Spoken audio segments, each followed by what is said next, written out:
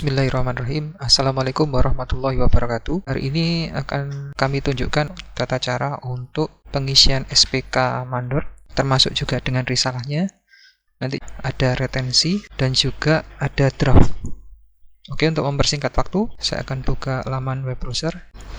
Keluarnya seperti ini. Kita contohkan di proyek hosting Treasure Island. Kita sudah masuk proyeknya, masuk ke quantity surveyor, habis itu ke menu registrasi upah mandor. Kita masukkan periodenya, kita contohkan 2112 tahun 2021 bulan 12 atau Desember ya, maksudnya gitu. Kita tambah datanya, kita isi nomor buku, misalkan kita contohkan nomor bukunya seperti ini, tanggal buatnya tanggal 15, ada PPN, ada retensi, kita nolkan dulu. Nama mandor kita pilih Kasnadi, alamat Purwoprajan, keterangan ini kita minus dan kita simpan. Seperti ini.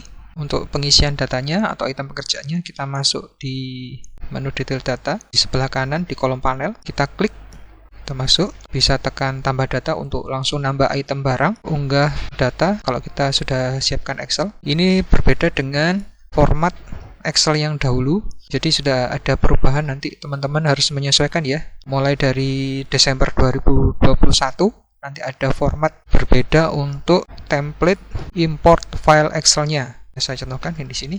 Ini sudah saya siapkan 1 2 3 nih ya, template-nya. Kita klik 1. Template-nya seperti ini. Ada 3 item, nomor 1 2 3. Tanggal, item pekerjaannya ini contoh saja, satuan langsam, nanti menyesuaikan kuantitinya, harga satuan, jumlah ini nanti otomatis, retensi ini nanti juga otomatis, nominal retensi otomatis. Nanti teman-teman tinggal kalau ada penambahan item pekerjaan tinggal geser seperti ini ya, nanti diatur sendiri sedemikian rupa seperti itu.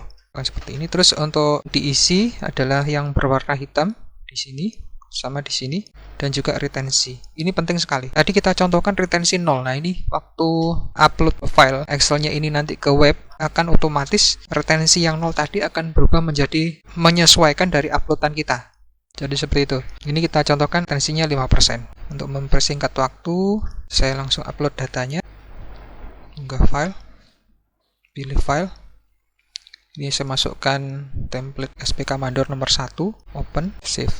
Ini sudah masuk. Tugas teman-teman QS untuk mengisi kode cost control-nya ya. Ini saya misalkan ini temporary semua, di upah struktur misalkan, save.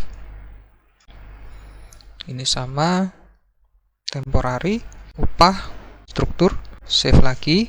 Nah, kita isi kode ketiganya, temporary, upah struktur, borongan struktur, save. SPK sudah jadi, dan ini yang saya contohkan tadi, kita tadi awalnya kan isi 0 ya, untuk retensi ini otomatis menjadi 5. Jangan lupa teman-teman untuk save datanya, sehingga nanti di tampilan awal tadi data sudah masuk ini sesuai dengan ini. Jadi kita save, simpan data ya, seperti itu. Retensinya keluar 30, nilai kontraknya 600.000 misalkan ini. Yang belum mengetahui tombol-tombol ini bisa cek di tutorial video QS ya sebelumnya. Ini saya kira sudah cukup di sini. Kita kembali ke halaman sebelumnya. Sudah masuk ini atas nama Kasnadi dengan nomor buku ini. Volumenya 6, rupiahnya 600.000, retensi 30.000. Subtotalnya menjadi 570. Non PPN untuk total keseluruhan menjadi 570. Seperti itu. Ini risalah sudah kita buat. Kemarin teman-teman ada pertanyaan, bagaimana jika retensi ini di SPK induknya atau SPK utamanya itu terjadi ada tambahan item. Ini caranya gimana? Jadi retensi yang sudah jadi, ada 3 item ini nanti akan ditambahkan dengan 3 item tambahan di SPK yang sama. Caranya bagaimana? Ini kita kembali ke SPK dulu. Ada di menu proyek, quantity surveyor, registrasi, upah mandor. SPK yang tadi ya, ini nomor bukunya dengan nama mandor Kasnadi, nilai kontrak 600.000, nilai tagihan totalnya 600.000. Posisi sudah di-approve oleh QS. Ini ada tambahan nih, kita masuk lagi ke detail datanya, kita upload. Nah, uploadnya ini masih terkunci teman-teman. Ini juga masih terkunci. Karena apa? Karena statusnya masih proof. Jadi kita harus rubah dulu status approve-nya menjadi proses. Ini dengan cara ada tombol kuning di sini, reproses, untuk bisa unggah data baru atau tambah data. Kita coba dulu ya, kita klik reproses. Apakah Anda melanjutkan proses ulang data? Ya. Status sudah menjadi proses, maka otomatis dua tombol ini akan berfungsi lagi seperti itu. Nah, kita unggah filenya. Ini saya masukkan contoh SPK Mandor kedua. Open, save. Sudah masuk, tadi 3 ya. Sekarang ada tambahan 3 lagi. Seperti itu. Tapi teman-teman, sebelum kode cost control diisi, maka data 3 tambahan ini tidak bisa masuk ke risalah yang sudah kita buat. Saya masuk ke risalah yang tadi ya. Saya masuk ke pembayaran, upah mandor. Risalah ini saya buat tab baru aja, biar enak monitoringnya. Di sini ini ada Kasnadia yang tadi, nomor buku ini. Kita cek detail datanya. Nah, detail datanya ini masih 3 item. Karena apa? Karena risalah mandor itu itemnya harus terisi kode kontrol, baru bisa masuk sini secara otomatis. Saya contohkan ya. Kita kembali ke upah mandornya atau SPK utamanya. Kita masuk ke detail data. Ini item pekerjaan 4. Saya masukkan kode cost controlnya. Saya masuk ke temporary, upah borongan struktur ini. Save. Kita coba tambahkan 1 dulu ya. Baru kita kembali ke risalah. Ini masih 3, belum kita refresh. Kita refresh dulu. Nah, ini sudah masuk. Dia ada tambahan item nomor 4 karena kita sudah isi kode cost controlnya. Begitu juga ada yang lain. Kita masuk lagi ke SPK. Ini ada kurang 2 ya, belum kita isi kode cost control. Saya pakai temporary, upah, struktur. Sudah masuk temporary, upah, borongan struktur. Save. Sudah terisi kode cost control semua. Harusnya item di risalah itu menjadi 6. Kita ke risalah, kita refresh. Ya, sudah masuk 6. Untuk pengisian, karena ini sudah terisi yang 3 ini, jadi item selanjutnya harus enter satu-satu. Atau kalau teman-teman mau mengulangi ya monggo silakan. Tinggal reproses seluruh volume, ngisi satu-satu. Akan enggak, jadi teman-teman harus ngisi yang selanjutnya. Ini kita isi 4. Ini kita enter dulu ya. 4, 5, 6. Seperti itu. Jangan lupa untuk approve. Ya. Di sini tagihannya volumenya 21 sama seperti yang di atas. Total tagihan 2.100.000 ya betul. Terus ada retensi 150.000. Kalau ngisi langsung ya tadi kayak misalkan direproses seluruh volume. Ya. Kita isi saja 1, 2, 3, 4, 5, 6. Save. Ya. Seperti itu cara pengisiannya. Terus ada tambahan teman-teman. Ini kemarin ada teman-teman yang lupa mengisi. Jadi kolom isi volume ini ada yang tidak diisi. Akhirnya error di program. Ada permasalahan. Jadi ini untuk yang versi yang sekarang. Ini kita tambahkan kalau isiannya itu kosong, secara otomatis akan diisi angka 0 secara sistem ya. Seperti itu. Ini saya coba reproses lagi ya. Misalkan angka 2, ini kita tidak isi, kita lewati, terus ini 3, 4 kita lewati, 5, 6. Seperti ini, kita langsung simpan seluruh volume. Seperti ini. Dulu ini blank, sekarang sudah terisi 0 secara otomatis. Jangan lupa untuk approve. Ya, seperti ini. Ini untuk pengisian tambahan SPK yang tadi. Tapi sebagai catatan teman-teman, kalau SPK ini sudah di-approve oleh kasir, maka SPK-nya tidak bisa ditambahin lagi. Teman-teman harus informasi ke kasir untuk membuka atau reproses datanya, supaya bisa ditambahin itemnya. Juga SPK yang ditambahin ini khusus untuk SPK baru saja, bukan SPK lama yang sudah beberapa kali terbit retensi ataupun risalah, seperti itu. Kita coba ya, kita uji di kasir, nanti approve, dimasukkan ke perdana, kira-kira ngunci apa tidak. Kita coba, kita tutup dulu. Saya masuk ke menu kasir.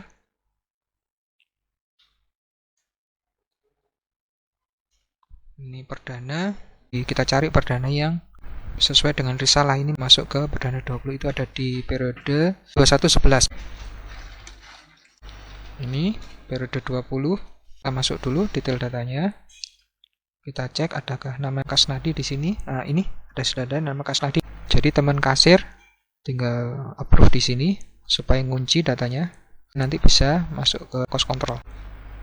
Kita kembali ke risalah, kasir sudah approve. Kalau seperti ini bisa nggak ditambahin SPK-nya? Item SPK-nya bisa ditambahin nggak? Kita coba ya. Seperti ini. Baik, kita sudah kembali ke menu SPK awalnya tadi. Kondisi status masih proses, kita bisa tambahkan ya, plus tambah data sama unggah data. Coba untuk yang mengisi satu-satu ini tanpa kita isi apa-apa, apakah ada keterangan risalah sudah masuk ke kasir? Kita cek, kita save. Nah ini SPK nomor 020 PKU 0030 tidak bisa tambah item pekerjaan karena risalah dengan kode SPK tersebut di atas sudah masuk proses perdana kasir, jadi tidak bisa ditambahin teman-teman. Seperti itu. Kita coba unggah data baru. Misalkan ini saya cari filenya, ini saya masukkan ke SPK Mandor yang contoh nomor 3. Kita save. Nah ini sama peringatannya, SPK 020 PKU 0030 tidak bisa ditambah item pekerjaan. Seperti itu. Proteksi secara sistem ya. Jadi teman-teman tidak bisa nambahin lagi, kecuali kalau kasir sudah buka lagi akses agar bisa ditambahin. Kita coba buka lagi. Ini tadi di sini, ini kita reproses, kasir reproses lagi ya. Cek di SPK-nya, mari kita refresh dulu. Kalau saya tambah data, ya kuncian tadi hilang, tidak ada. Seperti itu. Ini saya coba approve lagi. Status perdana kasir sudah approve. Ini juga seperti itu. Kalau kita hapus data SPK 020 tidak bisa dihapus karena risalah dengan kode SPK tersebut di atas sudah masuk proses perdana kasir. Sama ya teman-teman kayak yang tadi.